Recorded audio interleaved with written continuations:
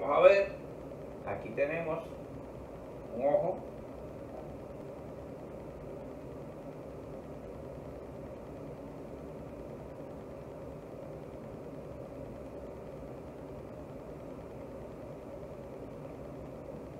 ¿Ven? Aquí.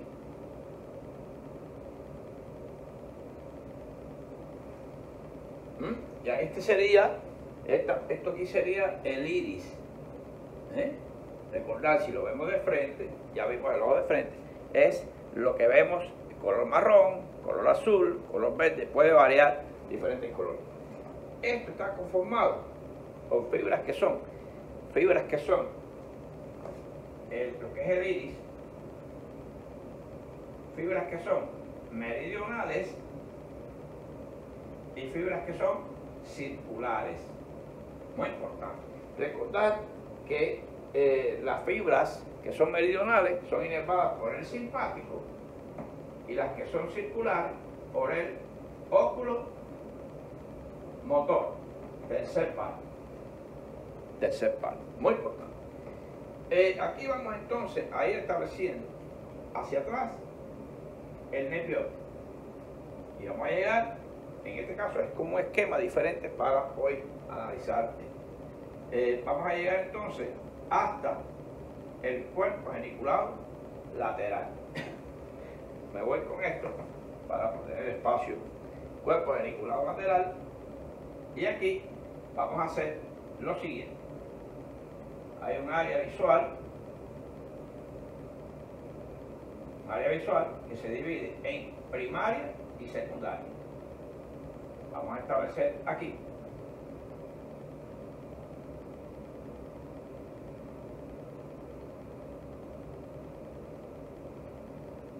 Que sería la radiación óptica. La radiación óptica, este es el cuerpo geniculado lateral. Recordar, a grosso modo, teníamos, cuando yo lo había explicado, teníamos el quiasma, cuerpo geniculado, la radiación y la vía y la corteza primaria, visual primaria. En este caso lo he puesto así para explicar algunas otras cositas, ¿verdad? En este caso no tengo el ojo en un plano horizontal, lo tengo en un plano horizontal, no vertical desde arriba. Por tanto, aquí voy a pintar, lógicamente, esta retina y voy a pintar lo que es el área macular, la visión central. La visión central. Lo he hecho porque es importante cómo se establece la sinapsis aquí en el cuerpo geniculado lateral, cuerpo geniculado lateral que está en el tálamo, muy importante. Bueno, cuando aquí tenemos, por ejemplo, vamos a hacer una flecha, recordemos que esta imagen pasa a través del lente y se refleja en la retina, en este caso retina superior y en este caso retina inferior. ¿Veis? Retina superior, retina inferior. Porque habíamos estudiado retina nasal y retina temporal. Existen como quieren ese ojo, pero no estamos ahora en esa parte. Y vemos que, si vamos a ver la flechita, se refleja en la retina inferior. ¿Veis? Fíjense.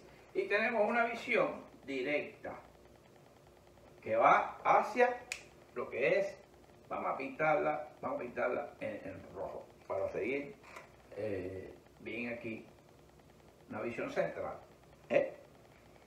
Bueno, fíjense que los alzones que van de la retina superior viajan,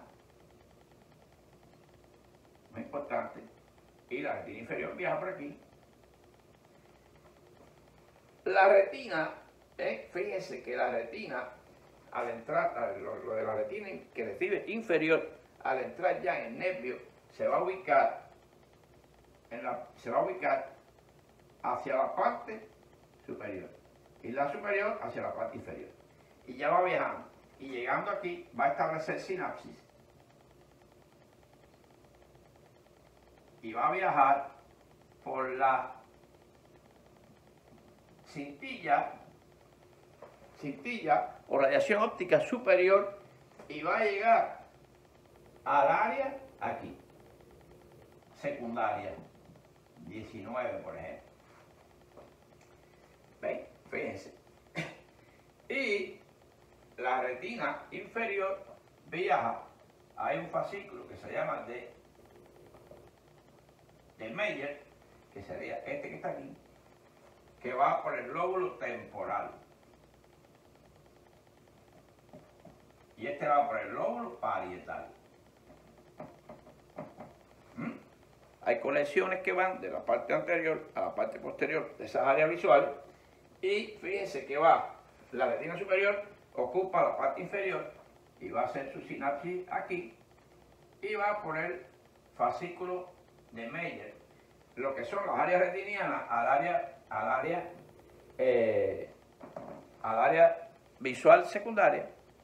Y fíjense que la visual principal va a establecer sinapsis en la parte más posterior del cuerpo geniculado y va al área visual primaria. Área visual primaria. De la corteza, acuérdense que está dividido, de la corteza calcarina. Una parte superior nuclear y una parte inferior nuclear. O áreas principales superiores, supracalcarina e infracalcarina. Esto es importante porque esto nos va a ayudar cuando estudiamos entonces nosotros anteriormente que teníamos los campos y habíamos estudiado la visión de los campos laterales. Ahora vamos a tener campos que son superior e inferior. Y entonces ahora vamos a caer en los trastornos que habíamos estudiado, que serían las cuadrantonopsias. Está dividido entonces en hemicampos laterales, el campo visual, o hemicampos superiores e inferiores. El campo superior se ve en la retina inferior, el campo inferior en la retina superior, y así, pero ya estamos especificando un poquito más ahora. Tenemos una visión central que va a macular, la visión central que va directamente a la parte posterior del cuerpo geniculado lateral y que va al área visual primaria. Eso es importante hasta ahí. Esta vía es importante porque, fíjense que aquí no he pintado el quiasma, ¿no? El quiasma está aquí, está por esta zona, no lo he querido meter porque es una vista horizontal. Después de esto, vamos a ver entonces, recordar el fascículo de Meyer que va por el temporal, se asociaría a síndrome, pérdida de visión por lesiones de la región temporal o lesiones asociadas cuando hay isquemias, stroke, en la región parietal, para la retina inferior y para la retina superior. Mucho diagnóstico podemos hacer, mucho diagnóstico. Vamos entonces ahora a la parte de lo que es los reflejos pupilares. Vamos entonces a quitar esta laminita.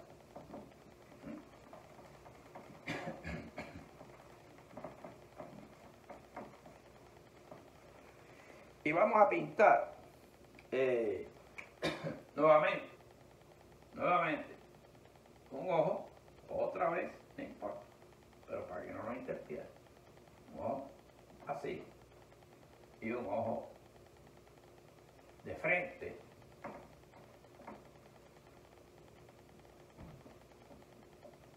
Muy bien, de frente.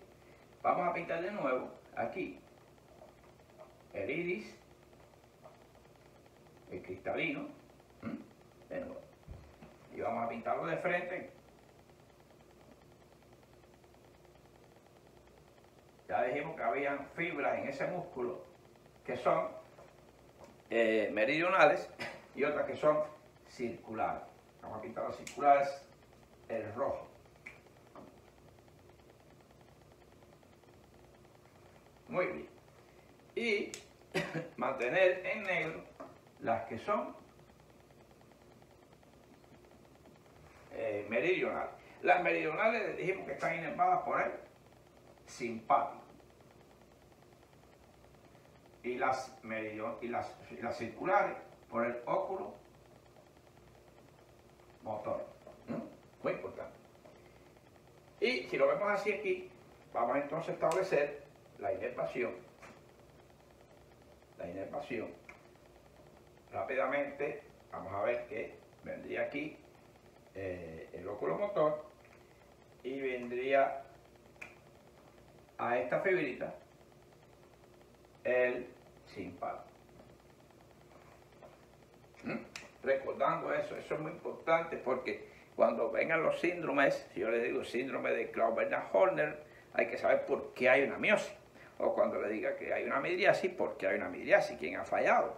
Y entonces eso es muy importante. Vamos entonces ahora a establecer una cosa muy importante.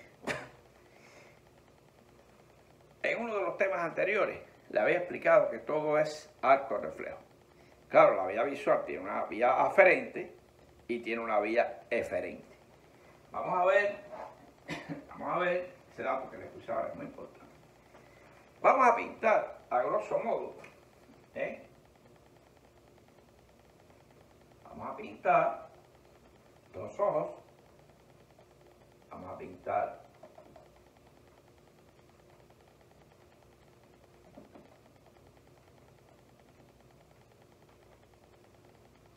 de nuevo la vía esta visual, que la conocemos, un poquito más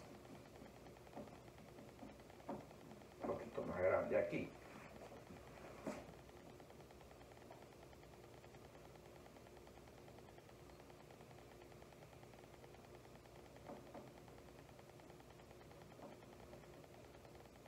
Aquí, ven, vamos a establecer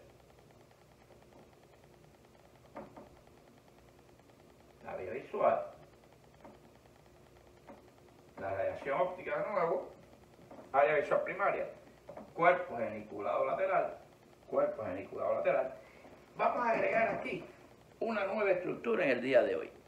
Vamos a agregar el mesencéfalo. Fíjense, el mesencéfalo, recuerden que el mesencéfalo era la parte más superior del tronco cefálico. ¿Por qué mesencéfalo? Porque para analizar los problemas de la pupila, los síndromes que tienen relación con esto que estamos dando hoy, la vía visual, hay que usar los núcleos fundamentales que habíamos estudiado, están en el mesencéfalo.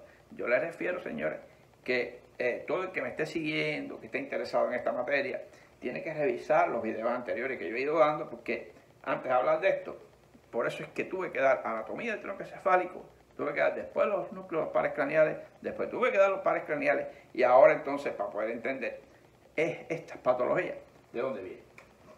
Vamos a pintar entonces aquí, fíjense que un corte del mesencéfalo sería así.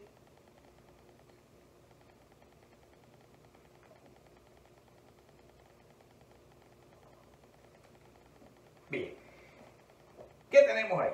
Vamos a pintar en ese mesencéfalo la sustancia negra que dividía los pedúnculos cerebrales de la parte del tectum o los colículos aquí. ¿Cuáles colículos? ¿Ópticos o acústicos? No, colículos ópticos, que son los que tienen que ver con esta vía óptica. Aunque los acústicos también se relacionan según libros en la materia, libros que hablan de esta materia. Bien. Ahora vamos a pintar aquí. ¿Qué es esto? El conducto de Silvio, el canal silviano. Ahí. Fíjense que está en el área prácticamente pretectal. Y esto sería el tegmento. En el tegmento aquí vamos a pintar dos cosas importantes. Vamos a pintar los núcleos rojos y vamos a pintar los núcleos accesorios y núcleo oculomotor y de Edige-Westphal. ¿Por qué? Porque estos son los núcleos del tercer par, que son los que van a inervar, recuerden, el esfínter de la pupila. El esfínter de la pupila. y los colocamos ahí. ¿Por qué hacemos esto? Esta vía, muy importante, fíjense que aquí haríamos esto, para que se den cuenta ustedes, que es, vamos a hacer todas las cositas, lo más que se pueda, para saber que este ejemplo, estos son, bien, ahí. Vamos a pintar solamente en el día de hoy, vamos a hacer la pupila, la retina temporal, ¿ves? Para establecer esta vía. Hay una vía aferente. La vía aferente va desde los receptores hasta el área visual primaria o de los receptores hacia su área. Estamos hablando de la vía visual. Por eso tenemos el área visual primaria, área visual primaria. Fíjense cómo, desde aquí entonces, vamos a ver cómo viene la vía. Ya conocimos cómo se establece en los ganglios geniculados. No es el momento ahora, es nada más la vía. Geniculado lateral. Y ahí viene hacia el área visual primaria. Todo esto que está en azul es la vía aferente. Hay muchas patologías que tienen relación con la vía aferente visual y otras patologías que tienen relación con la vía eferente visual o la parte de respuesta. Bien, ahora, para poder, vamos a colocar entonces, recuerden que habíamos estudiado que en cada fosa orbitaria, en la parte posterior de cada ojo, hay un ganglio ciliar que pertenece al parasimpático, y de ahí entonces viene la vía, de la vía visual. Fíjense cómo ahí se dirige una respuesta hacia el colículo de ese lado, hacia ese colículo, en la región mesocefálica, pero como que este es un par que se divide, se bifurca hacia los dos núcleos, tenemos entonces que viene este núcleo y viene este núcleo, de este lado. Y así, hoy sí voy a pintar, tengo que hacerlo, de esta parte, colículo óptico, viene a este núcleo y a este núcleo. De Edinger-Westphal. Edinger-Westphal. Muy importante. Y Cajal también. Edinger-Westphal y Cajal. Bien. Fíjense, estoy nada más en este nuclecito. De ahí entonces, salgo hacia adelante, formando recuerden que este tercer par sale de la fosa interpeduncular y se dirige hacia adelante. Hoy no estoy estudiando el tercer par, por eso le digo que hay que revisar los pares craneales. Que ya he ido hacia adelante y va directo hacia el ganglio ciliar. Y de ahí va al músculo esfínter de la pupila. Y este lado igual. Este lado igual. Y ahí va al esfínter de la pupila. Muy bien, esto es importante. Sería la vía aferente y la vía eferente. La vía eferente. Ahí viene entonces ahora los distintos trastornos que yo puedo tener de la pupila. Vamos a ver que hay distintos síndromes que de acuerdo, cuando yo examino la vista, cuando yo examino, ya examiné los colores, como les decía, examiné el campo visual, puede haber manchas, puede haber pérdida del campo lateral, campo medial, campo nasal, campo temporal, campo superior, campo inferior. Eso se estudia todo. Eso se llama campimetría. En este caso, voy a hacer un examen de la pupila, que puedo examinar, ilumino una pupila, ilumino la otra y veo el reflejo fotomotor, que lo había mencionado, reflejo fotomotor de ese lado. Y entonces, fíjense, voy a quitar esto que dice aquí, vía visual, para que me deje trabajar. Vamos entonces a iluminar, en verde, voy a iluminar con una linternita, vamos a iluminar esta pupila. ¿Qué se produce? Un reflejo fotomotor. ¿Ven? Cuando yo alumbro, ¿qué hace? Se contrae la pupila. La vía fue hacia atrás, llegó acá al área, pasó al colículo, pasó a los núcleos que tienen que ver y se estableció una respuesta y se contrae la pupila. Se contrae la pupila porque le di demasiada luz. Por eso cuando voy a la oscuridad, ¿qué se produce? Midriasis. Lo contrario, porque se refleja, o sea, se relaja o deja de funcionar el tercer par, predomina el simpático y se produce entonces la midriasis. Muy importante. Eso es bien. Ese es el reflejo fotomotor. Directo. Reflejo fotomotor indirecto. O consensuado. Consensuado. Es, fíjense que yo al alumbrar acá, llegó al área esta, pero como que el par craneal lleva información hacia los dos núcleos, después que pasa por el colículo, se divide, viene de la corteza superior, baja por el córtico nuclear, se divide y me le va a dar eferencia a los dos núcleos. Entonces me va a ir a los dos ojos. Por eso cuando ilumine este, hay un reflejo directo y hay un reflejo consensuado hacia el otro ojo. Muy bien, perfecto. Vamos a ver entonces algunos ejemplos de esto. Vamos a ver, si yo alumbro aquí y se me contrae aquí, pero no se contrae en este lado, fíjense, alumbré aquí y se me contrae este lado, pero no se me contrae este lado. ¿De dónde es el defecto? Fíjense que yo recibí una respuesta de este lado, pero no la recibo en este lado. Hay algo por aquí, o en la vía esta, del ojo, vamos a ponerle ojo derecho, ojo izquierdo. ¿Está bien?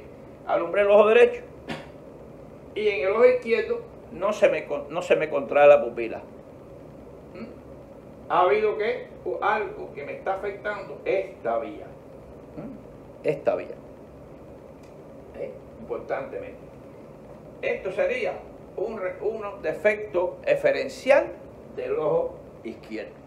No tiene nada que ver con su vía eferencial de ese ojo. Tiene relación con su vía eferencial. Cuando yo alumbre este ojo, puede estar en entonces normal, pero no responde ese mismo ojo. Hay que tener cuidado de eso, hay que repasar.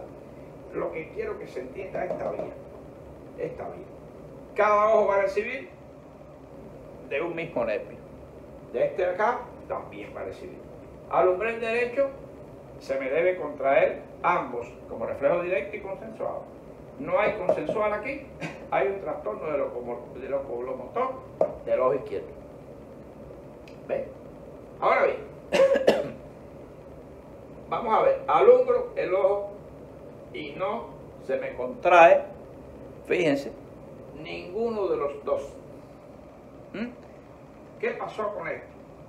Alumbré aquí y no se contrae este y no se contrae este. Tampoco. ¿Qué significa?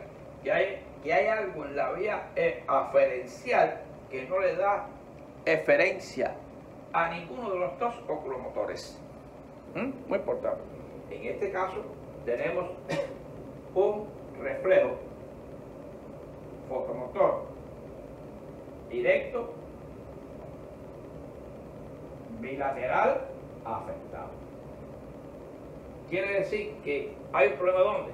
En el nervio óptico, en la retina, en el cuerpo geniculado lateral, de ese lado. La vía aferente está afectada, o área visual de ese lado. ¿Por qué? Porque no me va a responder ni el ojo directo ni el contralateral. ¿Entendieron? Muy importante, muy importante. En esto entonces hay distintos tipos de dejar eso ahí, de tipo de pupilas. Por ejemplo, tenemos una interesante que sería la pupila de Marcos-Gunn o midriasis paradójica. Esto se ve en el caso del glaucoma, de la neuritis de nervio óptico en diabéticos, etcétera, por diferentes causas que me afecten la vía aferente. ¿Qué pasa? Que no hay una afectación total. Entonces el paciente interpreta como que no hay luz. ¿Y qué ocurre entonces? En la pupila de Marcos-Gunn tengo el ojo y hay se me produce una midriasis. Una midriasis en realidad paradójica, porque la interpretación que hace el área pretectal es que no hay una luz adecuada, por tanto se dilata. Esa es la pupila de Marcos-Gunn, que pertenece al síndrome de Marcos-Gunn también, y muy estudiada, por eso se llama midriasis paradójica. Otra sería, por ejemplo, la pupila de Addy. Pupila de Addy, esta pupila de Addy, cuando yo examino, el paciente va a venir con este caso. Una midriasis. ¿Por qué? Porque se produce, fíjense, pongo mi foco de luz y se produce la midriasis de ese lado, normal. Pero ¿qué pasa con el lado contralateral? Produce una midriasis, o se mantiene midriático. ¿Por qué? Porque hay una afectación del ganglio ciliar, o de la vía eferencial de ese ojo. Fíjense que son casos que son específicos que se estudian así. Y tenemos, por ejemplo, la pupila de Argyll,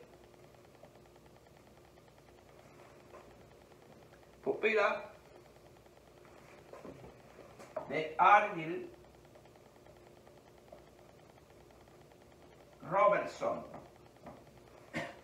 Pupila de Argyll Robertson.